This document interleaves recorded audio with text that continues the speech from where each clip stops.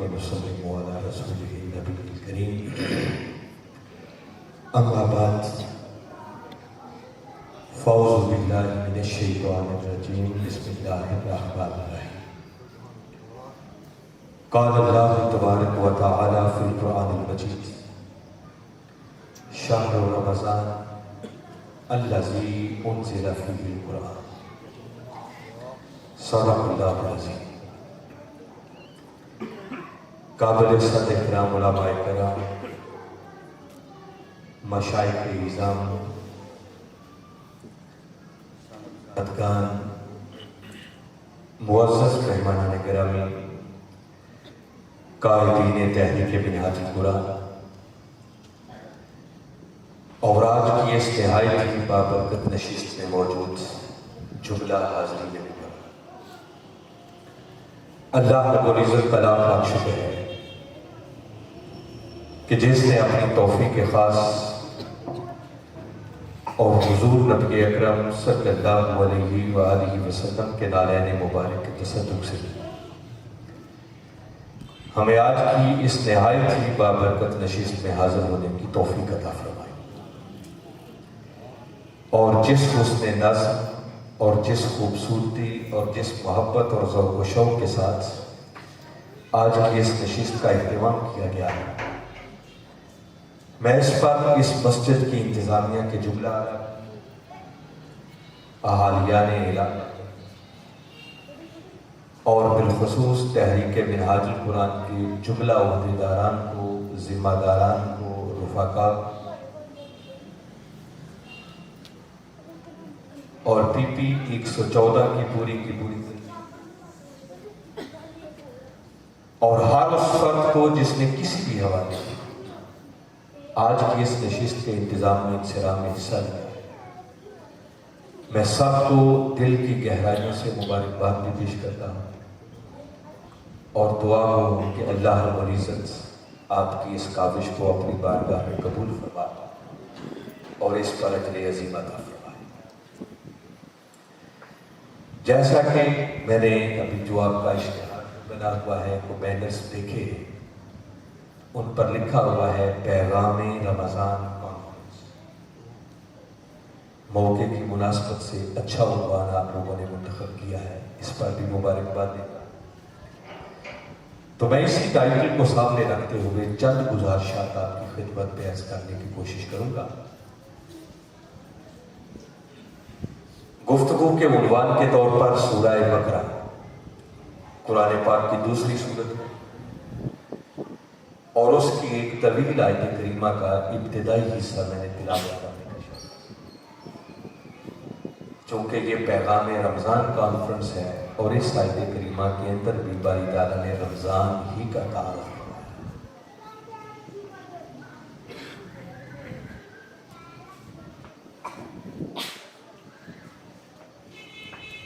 قرآن پاک کے اندر اور احادیث مبارکہ کے اندر رمضان المبارک کی بہت ساری عظمتوں کا، فضیلتوں کا اور برکتوں کا تذکرہ ہوتا ہے۔ یہ جو بچے چند ایک گھوم پھر رہے ہیں، اگر انصر صاحب کو ایک بندہ ان کو بھی تھوڑا سا کنٹرول کر لے اور ان کو بھی بٹھا لیں ایک جگہ پر،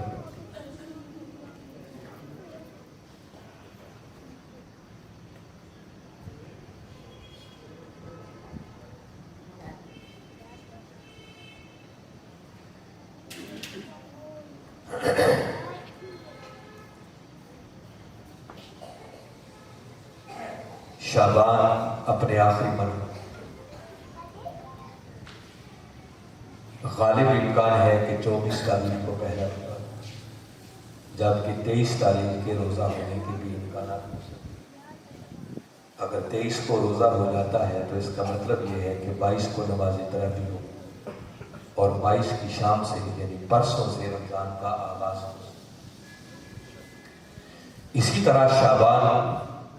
اپنے اختتام کو پہنچ رہا تھا اور تاجدار کائنات صلی اللہ علیہ وسلم نے صحابہ کرام رضوان اللہ علیہم اجمعین کو بٹھا کر رمضان کی فضیلت کے ساتھ طویل روایت ہے، میں صرف اس کا خلاصہ آپ کے سامنے عرض کر رہا ہوں کہ ہمارے آقا صلی اللہ علیہ وسلم صحابہ کرام سے فرما رہے ہیں کہ میرے غلاموں، ابھی بہت جلد ایک بڑی برکتوں والا اور عظمتوں والا مہینہ تمہارے اوپر سایہ فکر ہے۔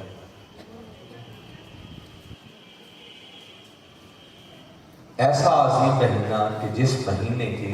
روزوں کو اللہ رب العزت نے تمہارے اوپر فرض کرا، اور یہ وہ برکتوں والا مہینہ ہے کہ جس مہینے کے اندر اگر کوئی نفل ادا کرے تو باری تعالیٰ اسے فرض کے برابر، اور اگر کوئی فرض ادا کرے تو باری تعالیٰ اسے 70 فرائض کے برابر اجر ہوتا ہے۔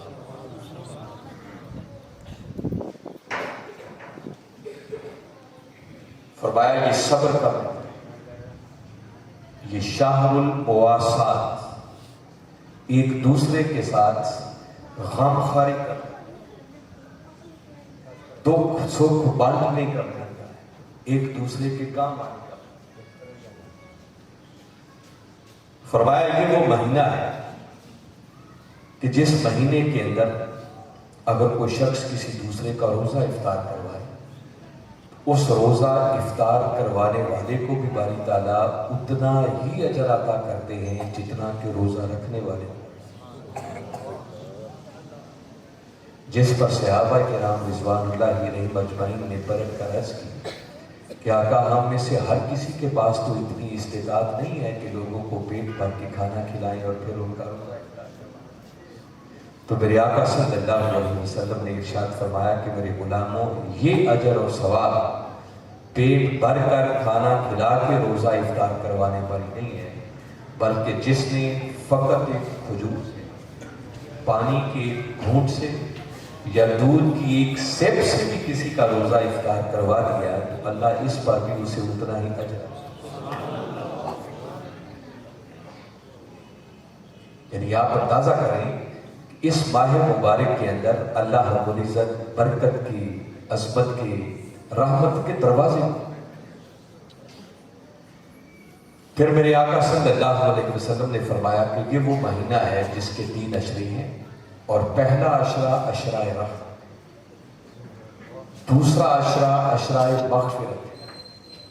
اور تیسرا عشرہ جہنم سے رہائی کا۔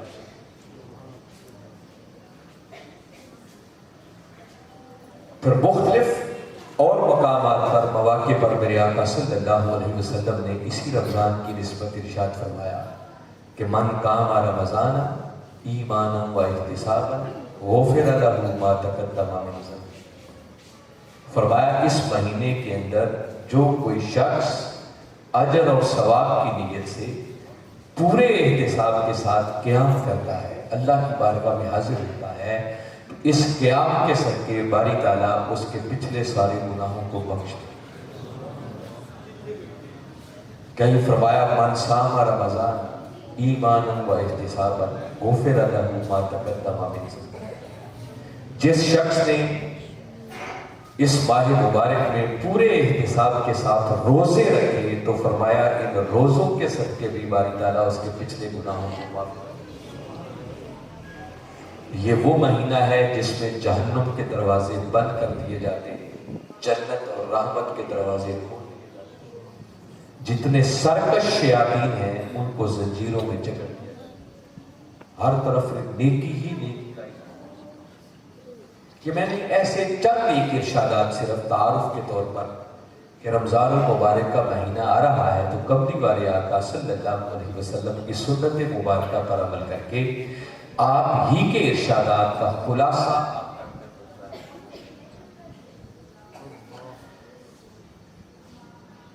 جو آیت کریمہ کا کچھ حصہ میں نے تلاوت کیا ہے، قرآن کے اندر باری تعالیٰ نے جب اس رمضان کے مہینے کا تعارف کروایا تو فرمایا شہر رمضان الذی انزل فیہ القرآن۔ فرمایا رمضان کا مہینہ یہ وہ مہینہ ہے جس مہینے کے اندر قرآن نازل کیا گیا۔ تو باری تعالیٰ نے قرآن کے نزول کے ساتھ اس مہینے کا تعارف فرمایا۔ یہ جو اس کو برکت والا مہینہ کملی والے آقا صلی اللہ علیہ وسلم وسلم نے قرار دیا ہے تو اس کی برکتوں کی ایک ریزن اور سبب ہے جو باری تعالیٰ بیان کرتا ہے کہ یہ مہینہ کیوں برکتوں والا ہے، اس کو شہر المبارک کیوں کہتے ہیں۔ اس کی ایک ریزن اللہ پاک کے اس ارشاد مبارک سے سمجھ آتی ہے کہ اس کی برکتوں کی ایک ریزن، ایک وجہ، ایک سبب یہ ہے کہ اللہ رب العزت نے اس ماہ مبارک کے اندر قرآن پاک کو نازل فرمایا۔ اور آپ کو معلوم ہے کہ جس رات میں قرآن اترا اس رات کو لیلۃ القدر، اور اس لیلۃ القدر کی فضیلت یہ ہے جو باری تعالیٰ نے خود قرآن پاک میں سورہ قدر کے اندر بیان کی، فرمایا لیلۃ القدر خیر من الف شہر، فرمایا یہ ہے دیکھنے میں ایک رات مگر اپنے اجر اور فضیلت کے اعتبار سے 1000 مہینوں سے بھی۔ تو جس رات میں قرآن اترا وہ رات برکتوں والی بنی، تو جس مہینے میں اترا وہ مہینہ بھی اس نزول کی وجہ سے برکتوں والا۔ اس برکت کی ایک ریزن، ایک سبب، ایک وجہ خود اس ماہ مبارک کے اندر قرآن کا اترنا ہے۔ کون سا قرآن؟ آگے فرمایا ہدی للناس، وہ قرآن جو پوری انسانیت کے لیے ہدایت ہے، وَبَيِّنَاتٍ مِّنَ الْهُدَىٰ وَالْفُرْقَانِ، اور اس قرآن کے اندر پھر ہدایت اور حق اور باطل کے درمیان فرق کرنے کے لیے واضح نشانیاں ہیں۔ اور ساتھ باری تعالیٰ نے اگلا ایک حکم دیا، فرمایا فَمَنْ شَاهِدَ مِنْكُمُ الشَّهْرَ فَلْيَصُمْ، پس تم میں سے جو کوئی بھی اس رمضان کے مہینے کو پائے تو اسے چاہیے کہ اس مہینے کے گویا یہاں تک اگر اس آیت کریمہ پر غور کریں تو دو بڑی چیزیں تو رمضان کے مہینے کے حوالے سے سمجھ میں آ رہی ہیں۔ ایک یہ کہ اللہ رب العزت نے اس ماہ مبارک کے اندر قرآن پاک کو نازل کیا اور اس نزول قرآن کی نسبت سے باری تعالیٰ اس مہینے کا نام، اور دوسرا حکم یہ دیا کہ جو کوئی تم میں سے اس مہینے کو پالے تو پھر ضروری ہے کہ وہ اس مہینے کے روزے، جیسا کہ اس سے پیچھے ارشاد فرمایا یا ایھا الذین آمنوا کتب علیکم الصیام، اے ایمان والو تم پر روزے فرض کیے، کما کتب علی الذین من قبلکم، اسی طرح جس طرح کہ تم سے پہلے۔ کیوں فرض کیے؟ لعلکم تتقون، تاکہ تم متقی بنو، تاکہ تم پرہیزگار بن جاؤ، تاکہ تمہارے سینے تقوی کے نور سے۔ تو روزوں کی فرضیت کا ذکر بھی کر دیا، اور فرض کس پر ہے؟ فرمایا جو کوئی بھی اس مہینے کو پالے تو اس کے لیے ضروری ہے کہ اس ماہ مبارک کے روزے رکھے۔ تو دوسرا اس ماہ مبارک کے روزوں کا رکھنا اللہ رب العزت نے یہ ہمارے اوپر فرض ہے۔ تیسرا اس ماہ مبارک کے اندر آپ دیکھیں تو لوگ کثرت کے ساتھ پھر صدقہ و خیرات، اور اس ماہ مبارک کے اینڈ پر فطرانہ ادا کیا جاتا ہے جو کہ صدقے ہی کی بالعموم ہمارا معمول بھی یہی ہے کہ اسی ماہ مبارک کے اندر ہم زکوٰۃ ادا کریں۔ زکوٰۃ کی ادائیگی کے لیے کسی خاص مہینے کا ضروری نہیں ہے، سارا سال جب چاہیں آپ زکوٰۃ دے سکتے ہیں، مگر بالعموم ہمارا ٹرینڈ یہ ہے کہ ہم زکوٰۃ کی ادائیگی بھی اسی مہینے کے اندر کریں، اور اس کی ایک بڑی وجہ اور سبب یہ ہے کہ زکوٰۃ دینی تو ہوتی ہی ہے، مگر جب اس مہینے کے اندر بندہ زکوٰۃ ادا کرتا ہے، اس فریضے کی ادائیگی کرتا ہے، تو اجر مفت میں 70 گنا زیادہ بڑھ جاتا ہے۔ کام آپ نے تو کیا مگر اجر اور ثواب آپ کا 70۔ پھر اس ماہ مبارک کے اندر آپ دیکھتے ہیں کہ 5 وقت کی نماز اس میں بھی برکت آ جاتی ہے۔ اگر پہلے مسجد کے اندر 2 صفحے بنتے ہیں تو آپ دیکھتے ہیں کہ پھر پچھلی صفوں تک کی جگہ نہیں بچتی۔ پھر تراویح کا بھی لوگوں کا ایک ذوق ہوتا ہے، آہستہ آہستہ پھر کم ہوتا ہے، مگر ابتداء ایک ایسا جوش اور جذبہ ہوتا ہے کہ مسجد میں جگہ، پھر اس ماہ مبارک کے اندر رات کو اٹھنا، اور کتنے خوش نصیب ہوں گے کہ شاید جن کو سارا سال اگر تہجد پڑھنے کا نصیب ان کا نہیں ملتا تو کم از کم اس مہینے کے اندر کئیوں کو موقع مل جاتا ہے جو اللہ کے حضور رات کے پچھلے پہر،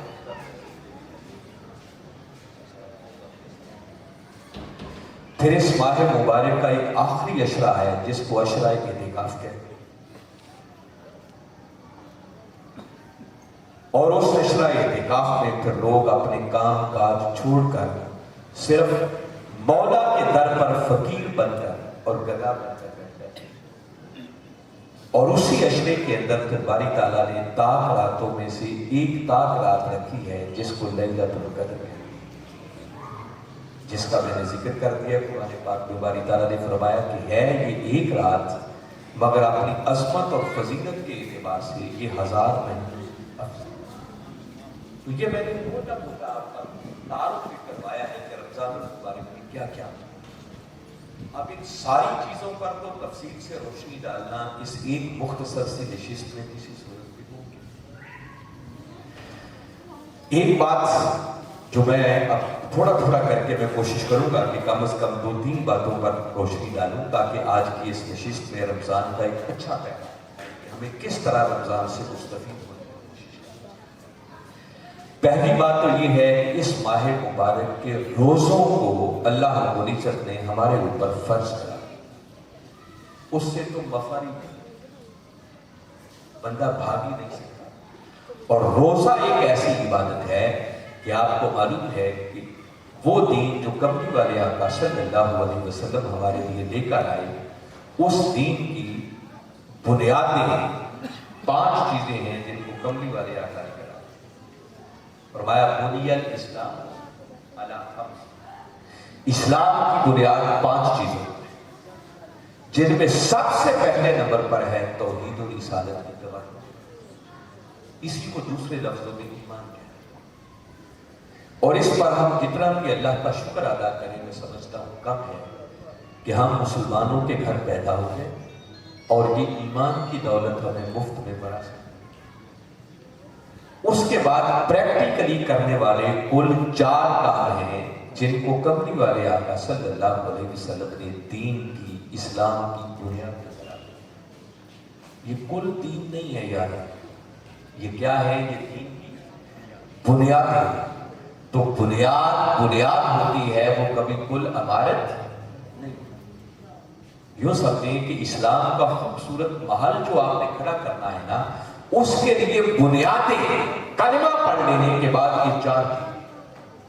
جن میں سب سے پہلے نمبر پر ہے نماز کا قائم، پھر اس کے بعد زکوٰۃ کا ادا، تیسرے نمبر پر رمضان کے روزے، اور چوتھے نمبر پر اگر اللہ نے استطاعت دی ہے تو بیت اللہ کا حج۔ یہ پریکٹیکلی کرنے والے کل 4 کام ہیں جن کو تاجدار کائنات صلی اللہ علیہ وسلم نے دین کی، اسلام کی بنیاد کل عمارت تو نہیں ہوتی، مگر ایک بات طے ہے کہ بنیاد کے بغیر عمارت کا تصور نہیں۔ اگر